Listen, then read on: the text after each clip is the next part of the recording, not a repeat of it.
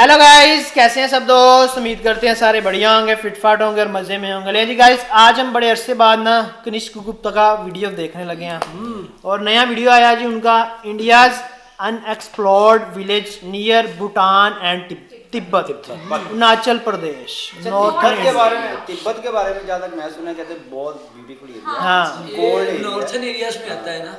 अच्छा, और इनका ये ऐसा वीडियो बनाते हैं जैसे बंदा कोई फिल्म देख रहा है। इतना मजे का वीडियो बनाते हैं ना, पता ही नहीं चलता बंदे को। चले लगाए खूबसूरत हिस्सा हिमालय, जहाँ आज भी ऐसी कई खूबसूरत जगहें हैं जो इन ऊंचे पहाड़ों की परछाई में छुपी हैं। ऐसी ही एक जगह इतना दूर बसी है कि यहाँ पहुँचते पहुँचते आप इंडिया के एक आखिरी हिस्से में आ जाते हो। इंडिया का वो हिस्सा जो भूटान और तिब्बत के कहीं बीच में छुपा है। लेकिन इस छुपी जगह पर पहुंचते ही आसमान में खो चुके तारे भी मिल जाते हैं और रफ्तार में खो चुकी जिंदगी भी। प्यारे घर एक अनोखा रहन सहन और एक अनोखे कल्चर की कहानी लिए अरुणाचल में बसा इंडिया तिब्बत बॉर्डर पर सबसे पहला और आखिरी विलेज ये है ज़ेमिथांग।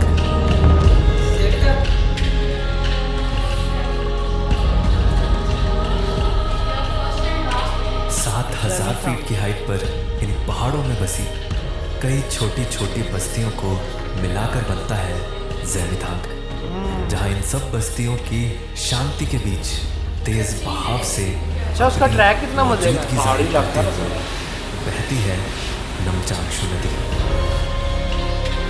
जो बहती हुई आती है तिब्बत से। पर इसी नदी के रास्ते बस 10 किलोमीटर दूर ही तिब्बत शुरू हो जाता है। और ये वही रास्ता है जिससे दलाई लामा जी ने तिब्बत से भागकर इंडिया में शरण ली थी जब चाइना ने तिब्बत पर कब्जा किया था। और मैं तिब्बत बॉर्डर के उस आखिरी पॉइंट तक यानी line of actual control LAC तक जाने वाला हूँ। पर उससे पहले इस नदी के साथ बसे इन खूबसूरत गांव को जानना जरूरी है।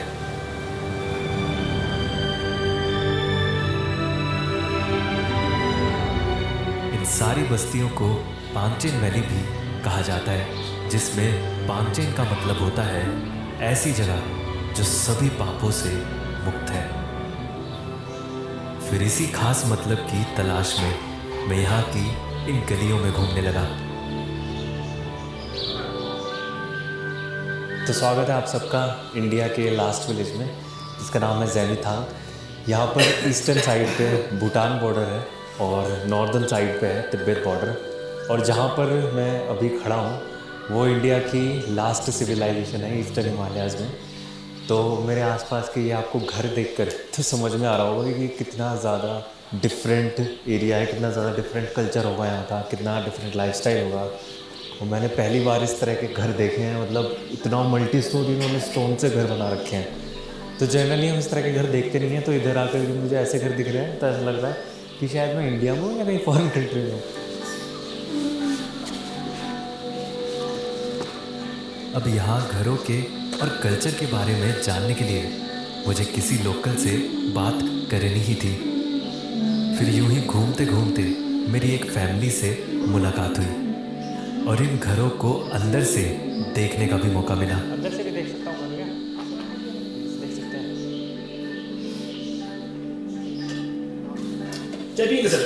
चाय पी लेंगे। नमक चाय पिए, नमक चाय। चाइनीज नमक चाय, नमक चाय, butter milk, butter tea. Indian चाय। तो आपका 3 चाइनीज नहीं है यार, ये और है कोई नेपाली पहले जमाने में इधर भाई रखता है, यहाँ में बेसिकली चाइना के साथ वाले में चाइनीज भी हो सकते स्टोर रूम होता है ऊपर, बीच में आदमी बैठता है और नीचे गाय। अच्छा अच्छा। हिंदी बोल रहे हैं, चाइनीज हिंदी थोड़ी बोल रहे हैं। नाम क्या है? हिंदी चाइनीज भी बोल सकते हेलो हैं। मैं ये कंट्री इंडिया में रहते हैं तो डेफिनेटली। मैं हूँ दिल्ली से। जी। कितना आदमी है सर? कितना आदमी? मैं तो अकेले घूमना है, अकेले हैं। कैसे लगा है सर चाय? चाय तो बढ़िया है। बताया कि बस आप चाइना पीजिए। सुबह एक नहीं पीता है, थोड़ा से और लीजिए। नहीं चलो थोड़ा सा दे लो बस, थोड़ा सा बस, थैंक यू। Ija. उधर से पहले आप यहाँ इसमें से पीते हैं ये बाउल प्याले में? अच्छा अच्छा। तो आपका घर ये कितना पुराना होगा? ये तो अभी 1000 साल होने वाला होगा ये। 1000 साल? अच्छा, मतलब आपके कई पत्थर का बना हुआ है। परदादा पिताजी सब पिताजी का पिताजी लोग पूरी जनरेशन अच्छा रहे हैं इसमें। अच्छा, ये घर इसीलिए इतने अलग दिखते हैं क्योंकि ये सच में सदियों पुराने हैं। बल्कि दीदी ने बताया कि पहले के ज़माने में सब गांव वाले साथ मिलकर एक ही घर को बनाते थे और सिर्फ एक घर को बनाने में ही कई साल लग जाते थे। लेकिन पत्थरों से घर बनाने जैसे इतने मुश्किल काम ये की बड़ी महारत ताकत का काम है वैसे उन्हें ना। मिलती थी यहीं उगने वाली इन ऑर्गेनिक चीज़ों से। क्या फ़ायदा होता है इसको खा के? इसमें पहले ज़माने में तो यही ज़्यादा खाता है ना। हम लोग का छोटा बच्चा पैदा होने का साथ साथ यही खिलाता है। पैदा होते ही जो सबसे पहले चीज़ खाते हैं? खिलाता है। अच्छा अच्छा। ज़्यादा ताकत होता है। ओह, इसका आटा बना के खाते हैं? हाँ। असल में ये है रागी और यहाँ गेहूं से ज़्यादा इसी को खाया जाता है। मॉडर्न दुनिया में तो रागी को अब जाकर सुपर फूड माना गया है, लेकिन यहाँ पर ये लोग इसे सदियों से खाते आ रहे हैं। रागी क्या होता है? फिर दीदी ने मुझे यहाँ के खेत भी दिखाया ये आपका खेती है? अच्छा। जिसमें सबसे खास तो ये उनका खेत मुझे है। इनका कद्दू को उगाने का तरीका लगा।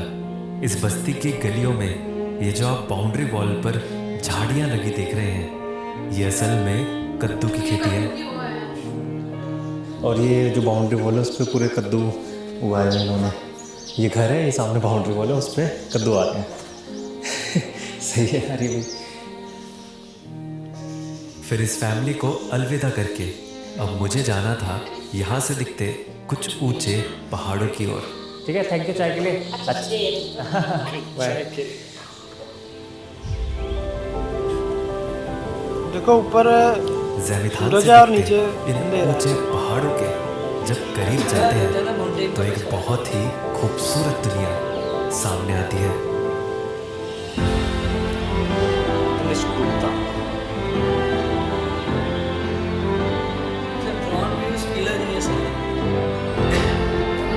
इन खुली वादियों के बीच कुछ छोटे से घर बसे हैं जो हिमालय के पहाड़ों के बीच घर बनाने की एक परफेक्ट लोकेशन पर है, जिनमें कुछ रोमांटिक लोग रहते हैं।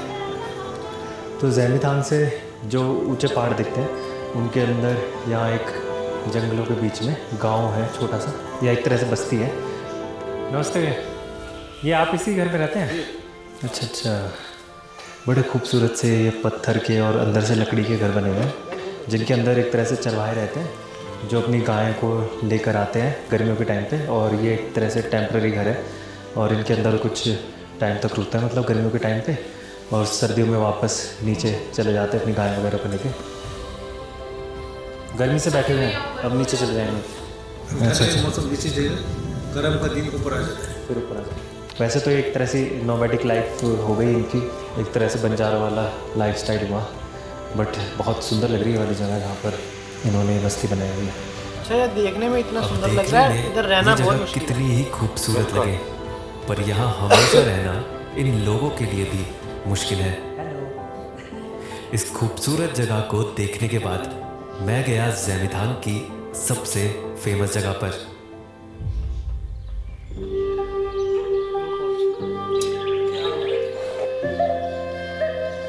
नमजांशु नदी के किनारे ही बसा है नॉर्थ ईस्ट इंडिया का सबसे बड़ा स्तूपा, गौरसम शॉर्टन।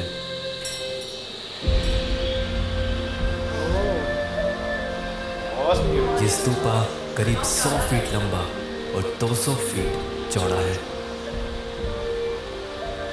अगर मैं इसके थोड़ा करीब जाकर दिखाऊंगा आपको तो आपको पता चलेगा इसका स्केल भी एक्चुअल में कितना ज़्यादा बड़ा है। और ये एक तरह से रेप्लिका बनाया गया है, जो नेपाल में काठमांडू में एक बोधनाथ स्तूपा है, उसका रेप्लिका बनाया गया है। बट लोकल्स ने इसको यहाँ वैली में इसलिए बनाया है ताकि ये वैली को इविल स्पिरिट्स या फिर कहें कि एक तरह से बुरी आत्माओं से बचा सके। स्तूपा को ज़ैमिथान के शुरू होने से ठीक पहले बनाया गया है, क्योंकि यहाँ रहने वाले लोग मानते हैं कि ये गांव में आने वाली सभी बुरी आत्माओं को गांव के अंदर नहीं आने देता। और मैंने देखा जितने भी ये बुद्धिस्ट स्ट्रक्चर होते हैं ना, थोड़ा इन्हें देख के या इनके आसपास के एरिया में काफ़ी ज़्यादा पीस तो महसूस होता है। पर यही स्तूपा दलाई लामा जी की इंडिया में ठहरने की सबसे पहली जगह थी।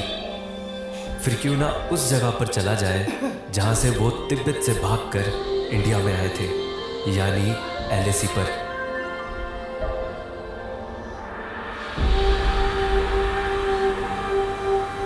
बॉर्डर के करीब जाने के लिए ज़ेमिथांग से इसी नदी के रास्ते बस कुछ 10 किलोमीटर ही आगे जाना पड़ता है। पर इस रास्ते की सबसे अच्छी बात यह है कि यहाँ हर थोड़ी देर में कुछ बड़े खूबसूरत वाटरफॉल्स भी दिखते हैं, जिनको करीब से देखे बिना रहा ही नहीं जाता।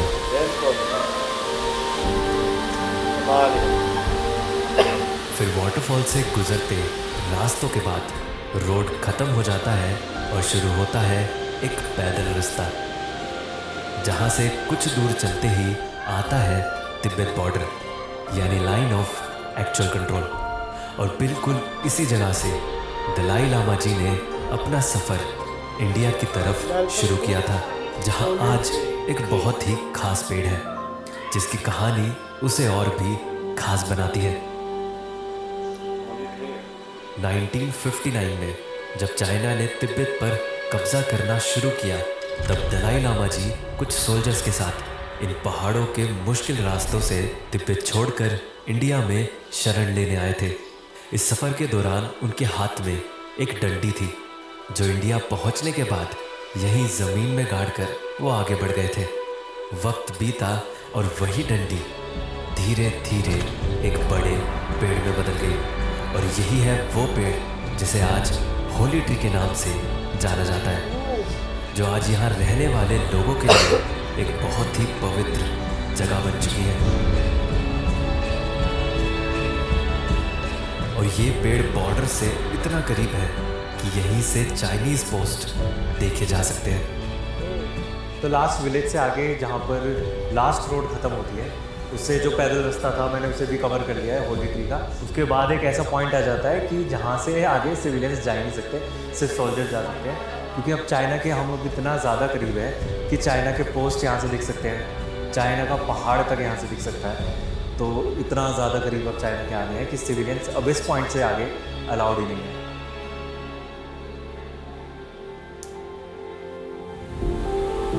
ज़ेमिथांग में ही एक ऐसी बस्ती है जहाँ कुछ ऐसी मान्यताएं दिखती हैं जो आपने इंडिया में शायद ही कहीं देखी हो। और अभी मैं वहीं जा रहा हूँ, जो इस वैली से 2000 फीट और ऊंचाई पर बसी है। पर इसकी ऊंचाई की वजह से ही यहाँ ज़ेमिथांग का एक लौता मोबाइल टावर भी लगा है। आजकल ऐसी रिमोट जगहें भी ऑनलाइन दुनिया से कनेक्टेड है। वैसे भी आजकल के ज़माने में हम सभी कुछ ना कुछ ऑनलाइन खरीदते ही रहते हैं। इनफैक्ट ऑनलाइन खरीदना स्टोर जाकर खरीदने से ज़्यादा कम।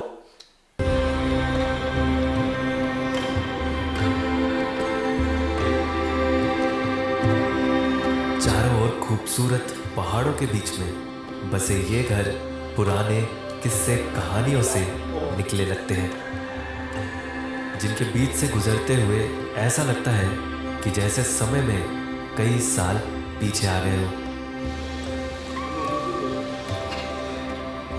फिर यहाँ की गलियों में घूमते घूमते मेरी मुलाकात हुई यहीं रहने वाले एक भाई से, जो मुझे अपना गांव घुमाने वाले थे। खास बात यह है कि यहाँ पर भूटान और तिब्बत के कल्चर का और भी ज़्यादा इन्फ्लुएंस दिखता है, क्योंकि यहाँ घरों पर मैंने कुछ लकड़ी के ये स्ट्रक्चर लगे देखे, और उनकी वजह मैंने इनसे पूछी।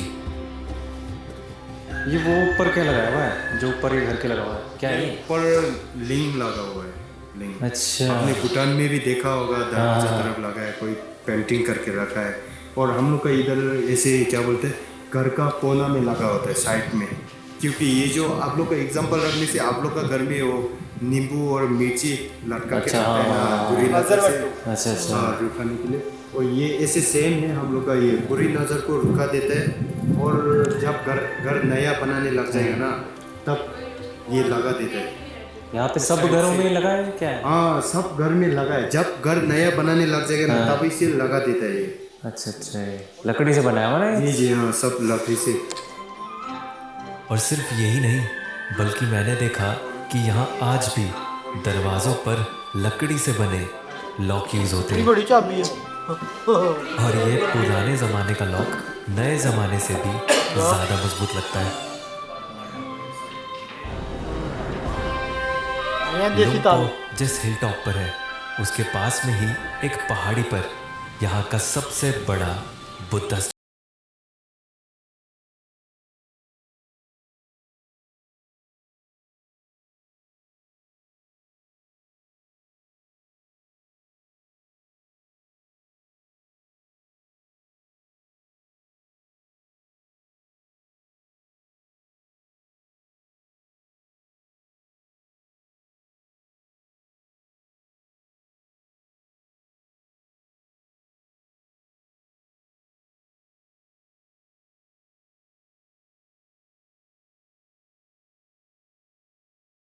अंधेरा हुआ तो कुछ बहुत ही अनएक्सपेक्टेड हुआ।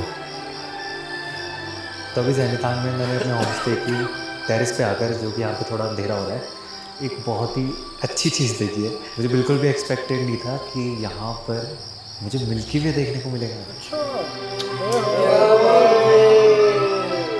ये स्टार्टिंग में व्यू आया था तो मैंने कहा शायद एआई हो। मिल्की वे। ऐसा नहीं कि सिर्फ फोटोज़ में, इनफैक्ट कहीं डार्क प्लेस में जाकर आपको आंखों से भी दिख सकता है वो।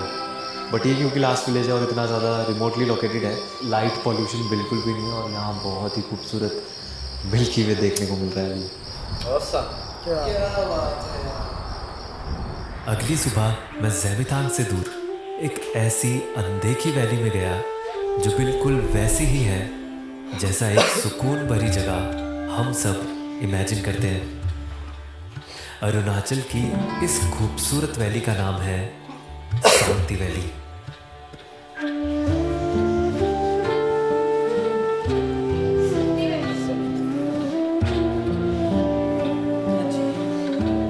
हल्की धूप से सोने जैसे चमकते ये खूबसूरत मैदान, जिन पर मंडराती भेड़ें इस पूरे नज़ारे की जान है। अच्छा, ये व्यू भी स्टार्ट में दिखाया था।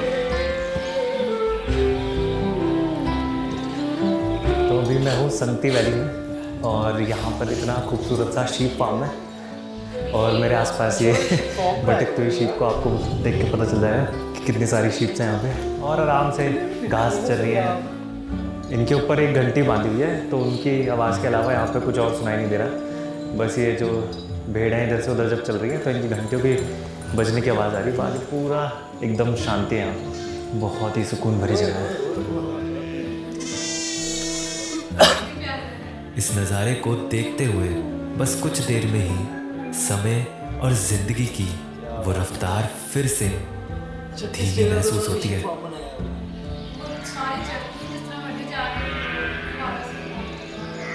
इन दूर दराज बसी और छुपी जगहों में मुझे जिंदगी जीने का एक नया तरीका देखने को मिला। चाहे पहली नज़र में इन जगहों में नई फैसिलिटीज़ और आराम की कमी महसूस हो, पर पहाड़ों की छाँव में कुछ दिन यहाँ की ज़िंदगी का हिस्सा बनकर समझ आता है कि वो पहली नज़र में दिखती कमियाँ असल में कमियाँ नहीं थी। जहाँ शहर में बेहतर ज़िंदगी की दौड़ हर दिन शुरू हो जाती है, पहले से और ज़्यादा और सुविधाओं को पाने की, वहीं यहाँ की धीमी जिंदगी जीने को आसान बनाने के लिए जीना नहीं भूलती।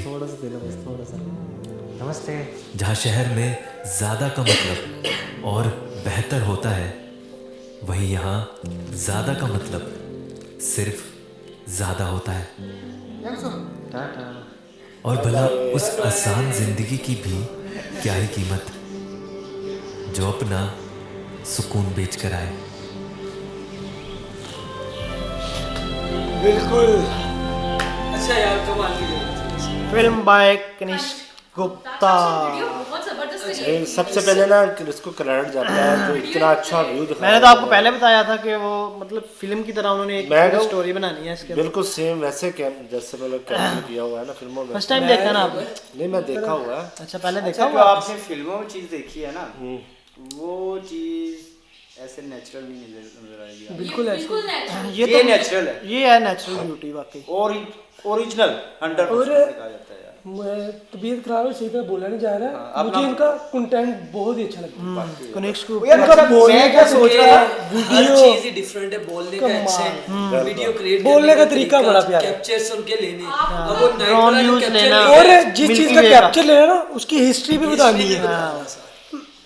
अच्छा ये जहाँ पे जाते हैं मुझे लगता है कोई और 4-5 सही दिन जिंदगी रहते हैं को- उधर रह के अच्छा यार, पूरी ये स्टोरी इतनी बनाते 20 हैं। मिनट की वीडियो बनाई है, हाँ। तो ये 20 मिनट की वीडियो बनाने के लिए उनको 5 से 4-5 दिन लगे होंगे। होंगे अच्छा जाहिर सी वो तो बात। लगे होंगे। मैं ये सोच रहा था, देखो वो इंडिया के फर्स्ट एंड लास्ट विलेज पे हैं अभी, ठीक है। इसी तरह ही। अभी उनकी होम लोकेशन पता नहीं कहाँ की है, वाकई वो कहाँ से भाई, चले, मैं कहाँ तो- तक उन्होंने ट्रैवल किया है और कैसे कहाँ यार। time spend लगता है कर- वीडियो इनकी पहली दफा देखी है। हाँ इनका काम है कि पूरा इंडिया घूमना। और ऐसे- जहाँ जहाँ तक ये गए हैं ना, नॉर्दर्न एरियाज की उधर ऐसी कोई ऐसी गया ही जगह नहीं पे गए हैं आप सोच नहीं सकते। यार ये भी हॉबीज है ना, बस उनका अपना शौक है और उनका। खुद घूमना नेचर को कैप्चर और करना, लोगों को दिखाना। नेचर को पहले कैप्चर करना, फिर Explain बाद करना। में उनको उसकी लोगों हिस्ट्री का कमाल। लोगों तक पहुंचाना। अच्छा उधर जाकर लोगों से बात करना, उनके अंदर घुल मिल जाना, बहुत बड़ा काम। एक जो सीन कैप्चर किया वो कितना खूबसूरती से कैप्चर किया हुआ है। बिल्कुल। अच्छा वो औसम था, नाइट विद स्टार्स।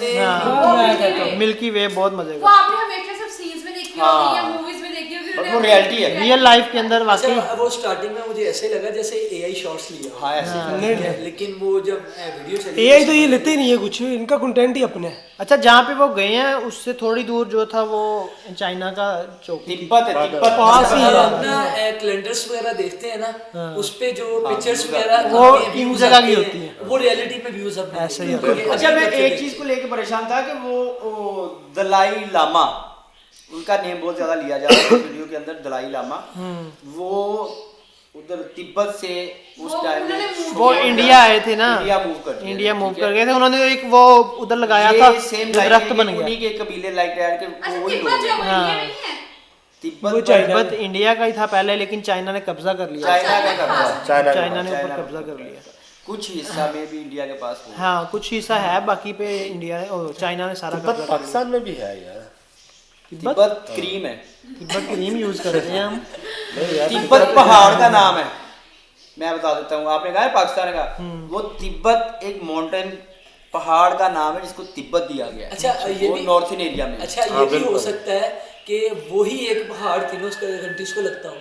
हाँ ये भी है। अगर तो यार तिब्बत बहुत से बहुत बड़े पहाड़ है, बहुत बड़े पहाड़ है। नॉर्थन एरिया जाते खत्म ही नहीं होते मोस्टली पहाड़। नॉर्थन एरियाज पे ही आपको हाँ, ये ये बॉर्डर्स की छोटी वगैरह ज्यादा मिलती है। बिल्कुल क्योंकि बहुत ज्यादा एरिया जो है वो डिफरेंट कंट्रीज के साथ लगते हैं। अच्छा गाइस ये थी आज की वीडियो जो कि हमें बहुत ज्यादा लगी है अच्छी। तो अपनी कमेंट्स का राय अपनी राय कमेंट में बताइएगा। तो हमें दिया इजाजत, अल्लाह हाफिज़।